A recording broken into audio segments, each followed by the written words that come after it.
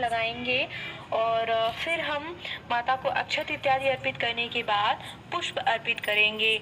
लाल फूल हम जो है माता को अर्पित करेंगे और फिर धूप दीप करना चाहिए और साथ ही साथ करवों पर भी फूल चढ़ा देंगे। और अक्षत इत्यादि अर्पित करने के बाद अब हम चौथ माता को श्रृंगार की सामग्री अर्पित करेंगे। तो चूड़ी, बिंदी, सिंदूर, आलता, जो भी आपकी सामर्थ्य हो, आप चौथ माता को श्रृंगार की सामग्री अर्पित करें और फिर यही श्रृंगार की सामग्री पूजा करने के बाद जो है सासू माँ को दान कर दी जाती है और इसे ही हम वायना कहते हैं। आप चाहें तो चौथ माता को अलग से भी सुहाग की सामग्री अर्पित कर सकती हैं और फिर पूजा के बाद सुहाग स्वरूप, प्रसाद स्वरूप स्वयं भी धारण कर सकती हैं या फिर दान कर सकती हैं। और अब हम जो चलनी लाए हैं उसको भी पूजित कर लेंगे। जो भी सामग्री हम अपने उपयोग में लाते हैं भगवान को समर्पित कर देना चाहिए, पूजित कर लेना चाहिए। तो हमने चलनी को भी पूजित कर लिया है। अब हम धूप दीप करेंगे, धूप बत्ती जलाएंगे। चौथ माता को धूप दीप अर्पित करने के बाद उन्हें भोग अर्पित करेंगे। फल, मिठाई, जो भी आपके पास नैवेद्य हो, चौथ माता को नैवेद्य अर्पित करें। भोग में कुश की मदद से 3 बार जल जरूर फेरें। करवों पर भी एक एक फल रख देंगे। और अब चौथ माता की पूजा करने के बाद चंद्रदेव का पूजन करेंगे।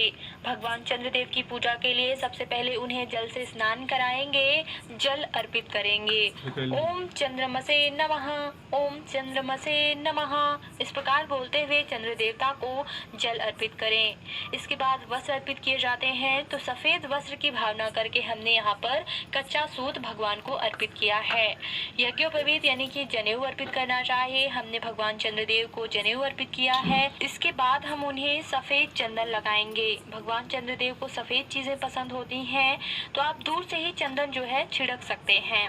इसके बाद हम उन्हें सफेद फूल चढ़ाएंगे। ज्यादा हमें सफेद फूल नहीं मिल पाए हैं, लेकिन जो भी आपको मिल पाए उन्हें सफेद फूल अर्पित करना चाहिए। इसके बाद जो है धूप दीप करना चाहिए, अक्षत इत्यादि अर्पित करना चाहिए। धूप दीप करने के बाद भगवान को भोग अर्पित करना चाहिए। तो नैवेद्य में फल, मिठाई, जो भी सफेद चीजें हों, भगवान को सफेद नैवेद्य का भोग लगाया जाता है। भोग लगाने के बाद भोग में कुश की मदद से जल जरूर फेरिएगा। इसके बाद हम सभी देवी देवताओं को नारियल और दक्षिणा अर्पित कर रहे हैं और फिर अब हम कथा वाचन यानी कथा पढ़ने और सुनने की तैयारी करेंगे।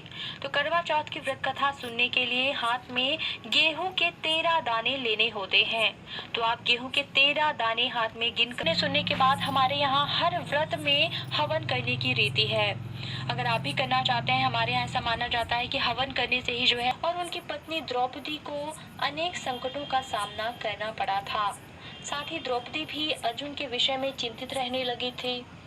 तब एक दिन द्रौपदी ने भगवान श्री कृष्ण का स्मरण किया और उनके दर्शन देने के बाद उनको अपने कष्टों के विषय में बताया। तब शोकाकुल सती द्रौपदी को धैर्य बंधाते हुए श्री कृष्ण ने संकटों के निवारण हेतु एक प्राचीन कथा सुनाकर यह व्रतानुष्ठान करने का परामर्श दिया। उन्होंने द्रौपदी को बताया कि एक बार महिलाओं को कष्टों से दुखी देखकर पार्वती जी ने भोलेनाथ से ऐसा व्रत बताने को कहा जो कि सुहागन स्त्रियों को हर प्रकार से सुखी बनाए, उनके पतियों को दीर्घायु प्रदान करे, उन्हें सदा सुहागिन रखे। तब श्री शंकर जी ने उनको इस प्राचीन व्रत का वर्णन करके विवाहित स्त्रियों को हर प्रकार से सुख संपन्न रहने एवं उनके पतियों को दीर्घायु प्राप्ति करने वा बताया। उन्होंने कहा कि एक समय एक ब्राह्मण परिवार था जिसमें 4 पुत्रों के अलावा एक कन्या गुणवती थी। परिवार के सभी व्यक्ति धार्मिक थे और वर्ष के सभी व्रत